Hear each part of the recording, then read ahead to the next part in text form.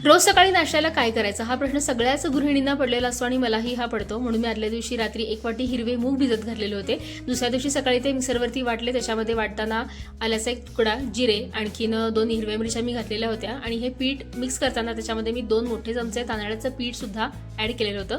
आणि बघू शकता हा जो डोसा आहे याला बेसिकली चिला असं म्हणतात. तर मी हा स्प्रेड करत होते तव्यावरती आणि तो इझिली स्प्रेड होत होता. त्याच्यामध्ये थोडासा कांदा आणि त्यावरती मी चीज जे आहे तर ते खिसून टाकलेलं होतं. आणि फरमाईश होतीच आमच्या मॅडमची म्हणजे स्नेहलची आणि मलाही बऱ्याच दिवसापासून हा पदार्थ ट्राय करायचा होता. आपल्याला माहिती आहे की हिरवे मूग हे खूप पौष्टिक आहेत. आता याचे काय काय फायदे आहेत आणि आपल्या शरीरासाठी ते कशा पद्धतीनं पोषक आहेत हे जर तुम्हाला माहीत करून घ्यायचं असेल तर ऑनलाईन तुम्ही याचे फायदे सर्च करू शकता. इथं मी काय सांगत बसत नाही.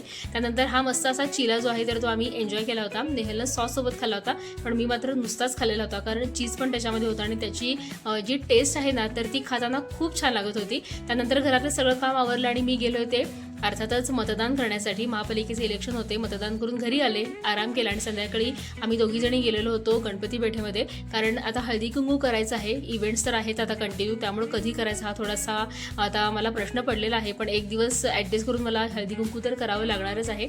आणि भरपूर आम्ही काही सर्च केल्या गोष्टी म्हणजे हे देऊया का ते देऊया का, कारण बऱ्याच वर्षापासून हळदी कुंकू करते आहे. त्यामुळं ज्या ज्या वस्तू आहेत तर त्या माझ्या देऊन झालेल्या आहेत. त्यामुळे यावेळेला काहीतरी वेगळं आणि छान देऊया असं डोक्यामध्ये होतं आणि त्या दृष्टीनं आम्ही खूप सर्च आमचं ऑपरेशन जे आहे तर ते सुरू होतं. आणि फायनली एक जी गोष्ट आहे तर ती आम्ही डिसाईड केलेली होती, वस्तू आम्ही डिसाईड केलेली होती.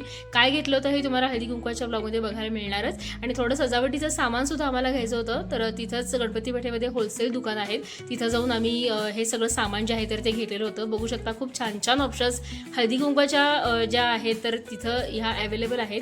तुम्हाला सुद्धा जर सर्च करायचे असेल तर गणपती पेठेमध्ये भरपूर ऑप्शन्स अवेलेबल आहेत. काही सामान माझ्याकडे अवेलेबल होतं आणि काही यावेळेला थोडंसं युनिक वाटतं तर ते मी घेतलेलं होतं. कारण संक्रांतीच हळदी कुंकू थोडंसं स्पेशल असतं त्यामुळं मला ते मनापासून करायला आवडतं. आणि हे फ्रीज मॅग्नेट जे आहेत तर ते सुद्धा इथं होते. त्यानंतर मेटलच्या ज्या काही वस्तू आहेत तर त्या वस्तूसुद्धा होत्या. पण बघायला त्या छान वाटतात पण हातात घेतल्या की त्या खूप हलक्या वाटतात. त्यामुळे मी काय या वस्तू घेतल्या नाहीत. त्यानंतर गुरुवार होता त्यामुळे मी गेले होते स्वामींच्या मंदिरामध्ये. सकाळी जाते पण यावेळेला सकाळी जमलं नाही मला जायला, त्यामुळे मी संध्याकाळी गेलेले होते. कृष्णा नदी आहे तर तिथं हे स्वामींचं खूप सुंदर असं मंदिर आहे. बघू शकता किती छान मूर्ती आहे स्वामींची. इथं गेल्यानंतर खूप प्रसन्न वाटलं. हे काही वेगळं सांगायची गरज नाही मंडळी. आणि अशा रीतीनं दिवस जो आहे तर तो छान माझा गेलेला होता, व्यतीत झालेला होता. त्यानंतर थोडं मला भाजी पण घ्यायची होती. मी घरी आले. नेहलनं मस्त असा व्हाईट सॉस पास्ता केला होता, तोही मस्त एन्जॉय केला.